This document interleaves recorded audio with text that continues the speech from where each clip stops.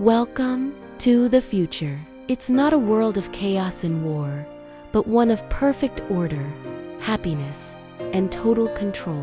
Today, we're journeying into Aldous Huxley's haunting masterpiece, Brave New World.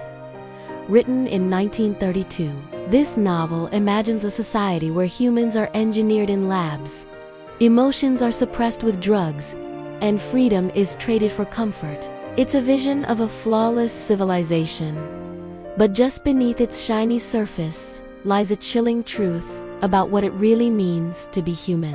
Our story begins in the world state, a global society that has eliminated poverty, war, and disease. Here, humans aren't born, they're created. Inside the central London hatchery, embryos grow in bottles, their genes manipulated to produce 5 social castes, from the intelligent alphas at the top to the epsilons at the bottom, designed for menial labor. From birth, every child is conditioned for their role. They hear recorded messages while they sleep, teaching them to love their place in society and to live by the motto, everyone belongs to everyone else. Personal relationships and family are things of the past, replaced by casual pleasure and consumption. And to keep everyone content, there's Somi, a government-issued drug that erases sadness, anxiety, or any difficult thought. In this supposedly perfect world, no one suffers, but no one truly feels either. Now, let's meet Bernard Marx, an alpha plus psychologist who just doesn't fit in. He's shorter than other alphas, more thoughtful, and he dislikes the mindless parties and endless propaganda. He feels different. His friend, Helmholtz Watson, is another misfeeder, brilliant writer who longs for something meaningful to express. Then there's Lenina Crown, a beautiful and cheerful woman who follows all the rules. She takes her soma,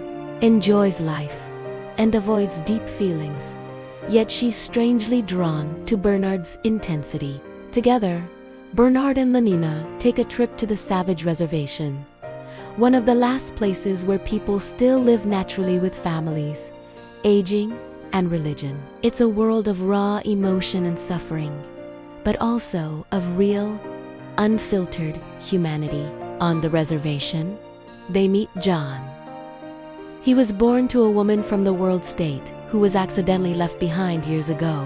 John has grown up reading a forbidden book, the works of Shakespeare, and he speaks in passionate, poetic language. He dreams of love, honor, and beauty, ideas that have been erased from the civilized world. Bernard sees an opportunity and brings John and his mother back to London. Suddenly, John is a sensation, the savage. The media and the public treat him like a primitive curiosity, but to John, this brave new world is a nightmare. He sees people numbing themselves with soma instead of facing pain. He sees love replaced by shallow pleasure. He sees a world without art, without truth, without a soul. He confronts Mustafa Mond, one of the powerful world controllers, demanding to know why beauty, love, and God have been sacrificed. Mont explains that stability is the ultimate goal.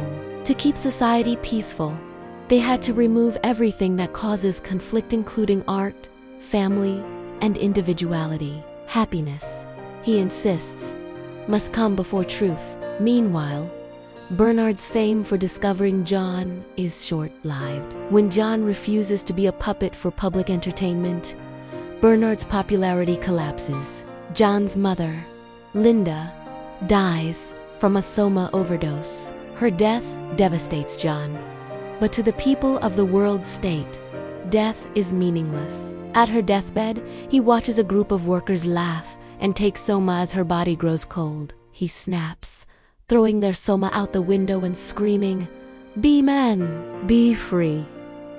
But they just laugh. They don't know how to feel. Bernard, Helmholtz, and John are arrested and brought before Mustafa Mont. in a powerful confrontation. Mont calmly explains that the world state chose stability over art, science, and religion. Truth and beauty are dangerous, he says. They make people think, and thinking makes people unhappy. Helmholtz and Bernard are exiled to an island for free, but John refuses to accept a world without freedom. He cries out, "I don't want comfort. I want God. I want poetry. I want danger. I want freedom." Mont simply replies, "You're claiming the right to be unhappy?" And John declares, "I claim them all." John escapes to an abandoned lighthouse, desperate to purify himself from the corrupt world. He fasts and prays, but he can't escape the crowds. Reporters and tourists flock to watch the savage, turning his private suffering into a public spectacle. Overwhelmed by despair and loneliness, John takes his own life. The last true human, in a world that has forgotten what humanity means, is gone. And so ends Brave New World, Huxley's chilling vision of a society that achieves peace by destroying individuality.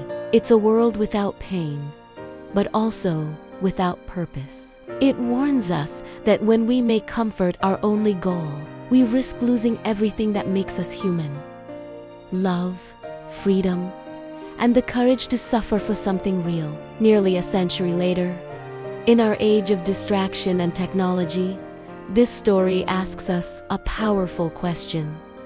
Would you rather live in comfort, or live in truth? Thank you for joining this summary of Brave New World. If you enjoyed this journey, don't forget to like, subscribe, and share. Join us next time as we explore more classic stories that challenge our world and illuminate the human soul.